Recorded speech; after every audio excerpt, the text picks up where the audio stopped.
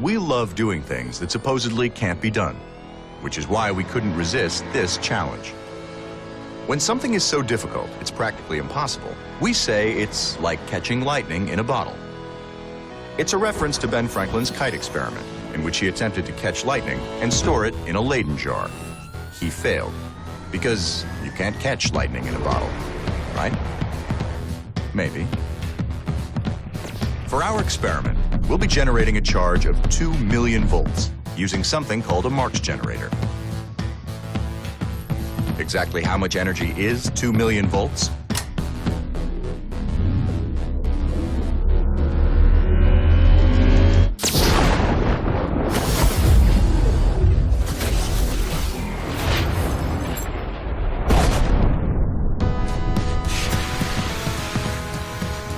So we know how to generate the lightning, but how do we catch it?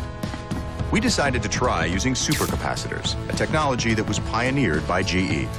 These are designed to release energy very quickly, so we use them for high-powered medical scanners like MRIs, which require sudden bursts of electricity. Importantly for our experiment, they can also absorb sudden surges of energy.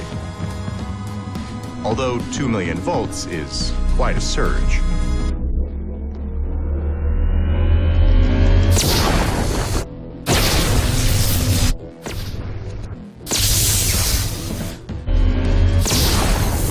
To prove that we've actually captured the power of the lightning in the supercapacitors, we're going to attempt to use our bottle to start a car.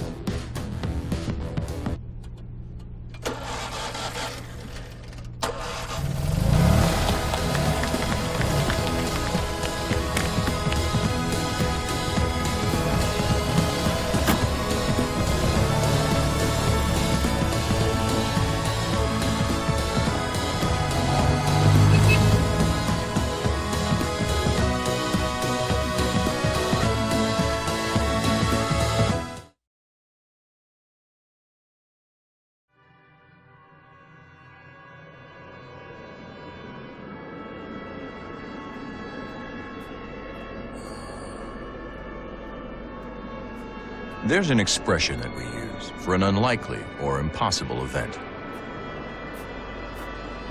When something has little or no chance, we say that it has a snowball's chance in hell. But those are the kinds of odds we like. We love disproving conventional wisdom. In our experiment, we're going to send a snowball to hell and try to bring it back safely.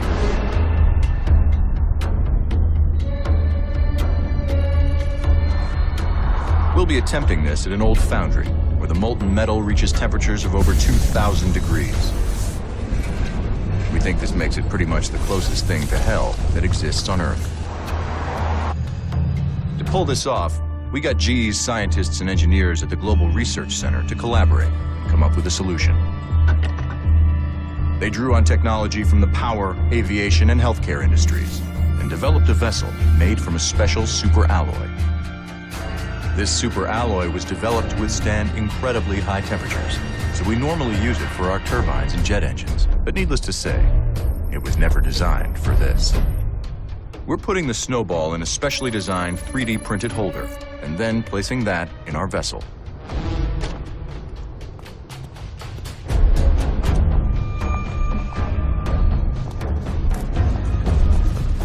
Then we lower it into a vat and completely cover it in molten metal slag.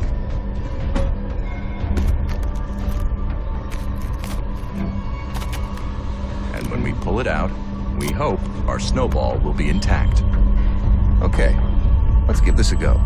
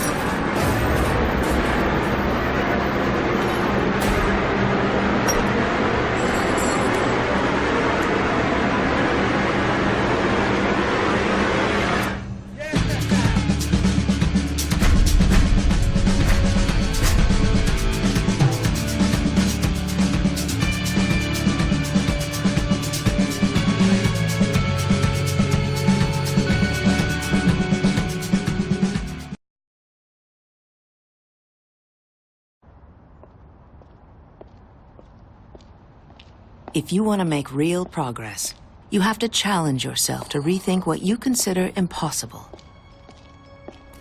The expression, like talking to a wall, means that the person you're talking to can't or won't listen. Because walls can't listen. Or can they? It's exactly this kind of accepted wisdom that we love debunking. If you have ingenuity and determination, then really, nothing's impossible. We're going to be conducting our experiment at the Berlin Wall Memorial. It's the only section where both sides of the wall are still standing, with no man's land in between. To get the wall to listen, we're going to use something called an accelerometer. We normally use these accelerometers to pick up microscopic vibrations inside machines like turbines and jet engines. They help us diagnose potential problems before they arise, so that we can prevent power outages and flight delays. We're going to attach an accelerometer to one side of the wall. If we're right, it should be sensitive enough to detect the tiny vibrations produced by a person talking on the other side. We'll be filtering this signal and then playing it through speakers to a group of kids on the far side.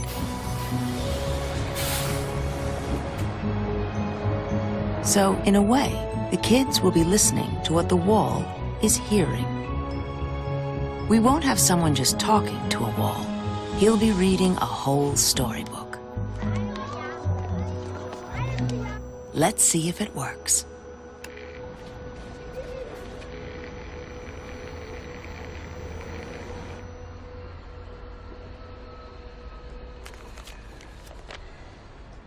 The cat's tail.